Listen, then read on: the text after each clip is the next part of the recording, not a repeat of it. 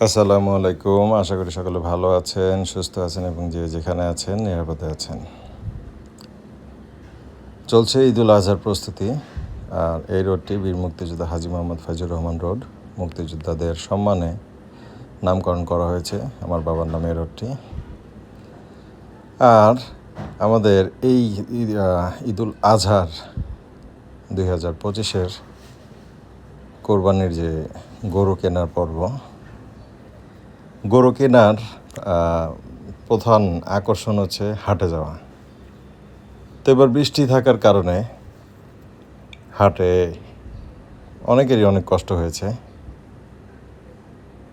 তারপরও যারা দূর দূরান্ত থেকে প্রান্তিক খামারিরা এসেছেন, ব্যাপারীরা এসেছেন, এই কষ্টের মধ্যেও ঈদুল আজহাকে আল্লাহকে খুশি করার জন্য কোরবানি দেওয়ার পশু যে আমরা কিনে থাকি। তো আমাদের এই কোরবানির পশুগুলো আল্লাহ কবুল করুক। প্রত্যেকটা হাট থেকেই পরিচিত লোকজন থাকে, তাই ঘুরে বিভিন্ন হাট থেকে গরু কিনতে হয়। বাসার পাশে একটি বড় হাট আছে, এই কালো গরুটি এই হাট থেকে নেয়া। আর বাকি যে এক জোড়া দেখা যাচ্ছে, এটা জোড়া কিনেছি, ওটি কেনা হয়েছে গাবতলী হাট থেকে। গতকালকে কেনা হয়েছে, গতকালকে রেস্টে ছিল, আজকে সকালে পরিষ্কার গোসল টোসল করানো হচ্ছে। তো আলহামদুলিল্লাহ 2025-এর গরু কেনা কমপ্লিট। আমার পছন্দের গরুর মধ্যে এই গরুটি অত্যন্ত নম্রভদ্র এবং মিশুক স্বভাবের। একদিনই সে যথেষ্ট আমার সাথে পরিচিত করেছে। আর এইটি লালটি ওর সামনেও যাওয়া যায় না, ও বিশেষ করে লাথি দেওয়ার জন্য অলরেডি বেশ নাম করে ফেলেছে। যে যেখানেই যাবে ওর সামনে গেলে লাথি দিবে, নয়তো বা গোতাগুতি করবেই। আর এই গরুটি যথেষ্ট শান্ত স্বভাবের। আর এই অস্ট্রালটিও যথেষ্ট ভালো। গোসলের সময়, আনার সময়, রাখার সময়, বের করা নেওয়ার সময় কোনো ডিস্টার্ব করেনি। এই গরুটি যে এখন যেটিকে গোসল করানো হচ্ছে যথেষ্ট শান্তশিষ্ট এবং যিনি পালতো বোঝা যাচ্ছে উনি অনেক যত্ন করেই পালতো। কারণ হচ্ছে ও অনেকটাই মিশুক। একদিন গতকাল রাতে এসেছে, আজকে অলরেডি সে বাড়ি ঘর, ওর থাকার জায়গা, গোসলের জায়গা সব চিনে গেছে। তো গোসল করানো হচ্ছে, অনেক দূর থেকে আসার পর হাটে বৃষ্টির দিন অনেক প্যাকাদা থাকে, তাই সকাল আজকে শুক্রবার সকালে গোসল করিয়ে নিচ্ছি। নেওয়ার পর আবার গরু রাখার জায়গায় এখানে চলে যাবে। আর এই গরুটির সামনে গেলে গুতা দিবে, সাইডে গেলে লাথি দিবে। তারপরও গরুটি অনেক সুন্দর, আমাদের দেশি গরু, দেশাল গরু, একদম প্রাকৃতিকভাবে গড়ে ওঠা।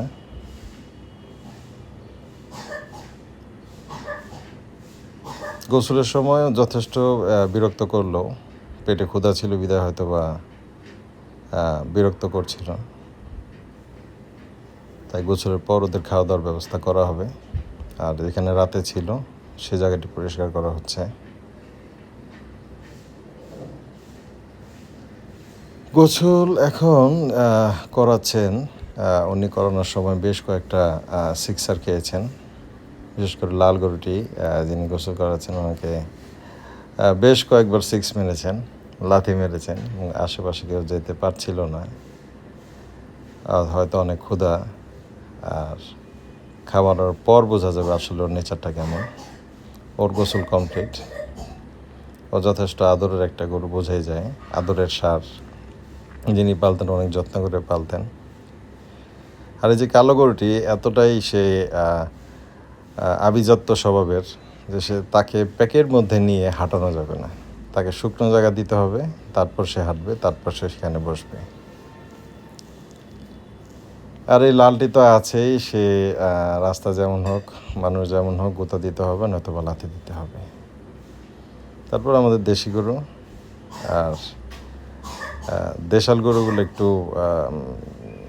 গোতাগুতি, লাথি এগুলো বেশি করেই থাকে, যেগুলো ওদের নেচার। তো এই বৃষ্টির মধ্যে যারা দূর দূরান্ত থেকে প্রান্তিক খামারি যারা এসেছেন, অনেক কষ্ট করেছেন, আপনাদের ধন্যবাদ, অসংখ্য ধন্যবাদ। ঢাকার মানুষের জন্য আপনারা সারা বছর কষ্ট করেন, আর এই সময়টাতে এই বছর বৃষ্টি পেক কাদা উপেক্ষা করেও আপনারা ঢাকার মানুষের কোরবানির চাহিদা পূরণের জন্য যে আপ্রাণ চেষ্টা করে গেছেন, সেটার জন্য আমরা ঢাকাবাসী কৃতজ্ঞ। আর যারা তো কষ্ট করে গরু লালন পালন করছেন, আশা করি তারা ন্যায্য মূল্য পেয়েছেন, এবং যারা কোরবানি করছেন, আমরা যারা কোরবানি করছি, আল্লাহ তাদের সকলের কোরবানি কবুল করুক।